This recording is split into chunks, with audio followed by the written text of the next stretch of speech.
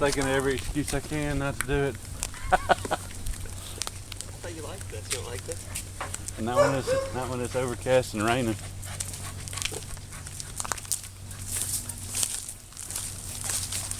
go from the side faster. I'm afraid they're apples. How do you know? Have you been hearing drums at night? Huh? Yeah. You've been hearing. See where it is. Been hearing drums at night? You're right there.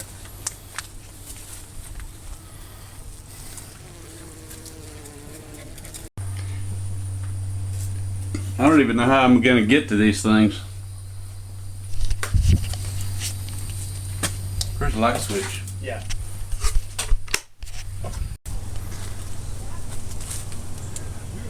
Man, this is gonna be a difficult one to figure out without absolutely destroying this thing.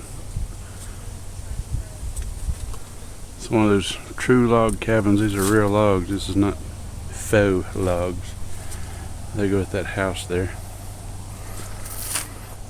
So I gotta figure out how to get that soffit out without destroying everything, because that's where they are. I may have to go in through the roof metal. That may be the easiest way without tearing everything to pieces. Alright, I took the roof edge metal off. Waste of time. This is just the outside trim over a solid 10-inch board. That's a solid piece of trim all the way up. So and it's backed by a 2x10 on a pump house. Or a 2x12 maybe. Made in America, baby. Solid. So I'm pulling the soffit down and it's tucked under the logs, so I really don't know how I'm gonna get this out without doing some serious damage. But you know what, I think I might have to take this fascia off anyway to slide this soffit out without destroying it. So there's the hive, bottom of it. These kind of things are kind of hard to figure out sometimes, especially something like this is so custom. You don't want to damage it because it's too hard to patch back, and although I'm not the one putting it back, I don't want to destroy something so nice and just make it an eyesore from now on, because nobody's gonna be able to patch it back and make it look original. So I'm trying not to overthink this thing, because the homeowner doesn't seem real concerned about cutting the soffit, but I don't want to destroy this. I mean, it's just really nice. Pump house, but super nice. So I'm gonna probably take that fascia off and try to slide that soffit out. I think is the best way to go with this. Fascia's off. Now I got a better view of them right here. I still gotta get this soffit out there. Looks like there's been a rat nesting up in here before. I'm feeling kind of Chinese again. I had to reverse engineer this thing to get it apart. It's a puzzle piece together. They had no intentions of anybody ever taking it apart. So it had a giant either hornet's nest or paper wash nest in it before. In that space there, you can see the remnants of it. And here's what we've got here. We're just at the bottom edge of it, and if I'm not mistaken, I would probably venture to guess that it runs to the ridge. So I'm gonna start cutting on the bottom here. I'm sure it does. I'm probably wasting my time here, but I'm gonna start removing comb from the bottom. This turned out to be a tiny little hive. I pulled that soffit down so I could see up in there above these logs. It looks like it only goes to right about here somewhere, so I'm gonna pull the whole thing from below. I pulled one piece already. It was about twice the size of my hand, and it was loaded with honey.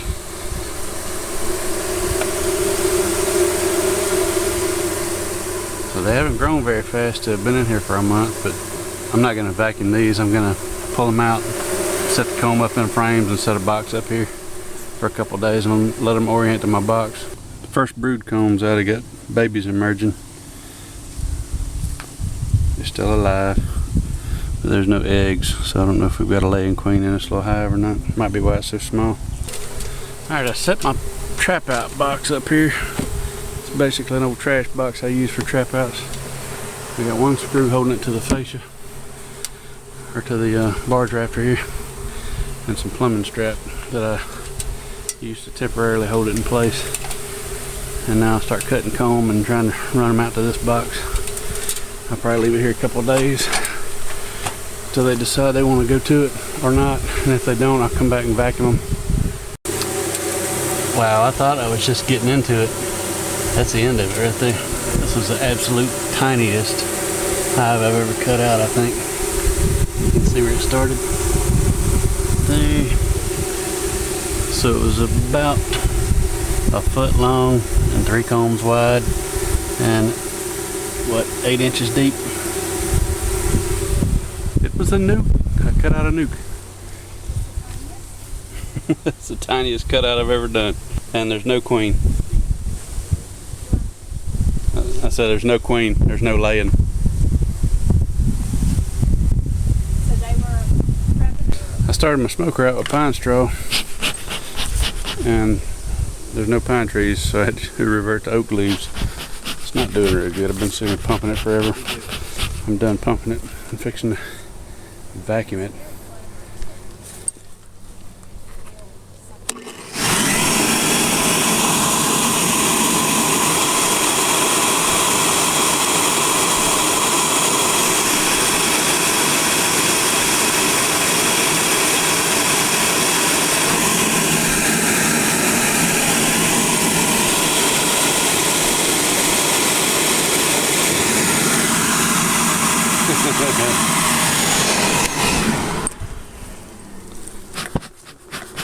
That's how I jump start a smoker.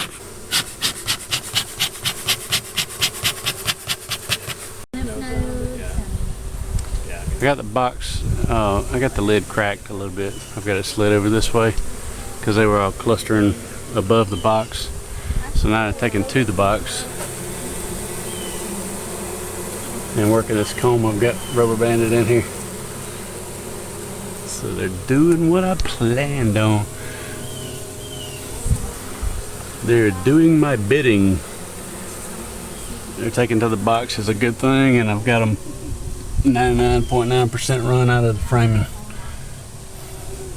It's just a few up in here that are coming back from foraging that don't know what's what yet, but they'll figure it out because these guys here are starting to fan. That was the end of the smallest cutout I've ever done. Cheers to that. And my wife came and helped. What do you think? Not too bad, huh? Not too bad. Perfect. Somebody had to manage it. Making this a family affair. Jake's been helping me, and now you come on. So, in closing, really cool place. The doghouse matches the pump house, which matches the house. I'll cover that license plate up. There it is, one of the few true log cabins in the South. They're in South Mississippi.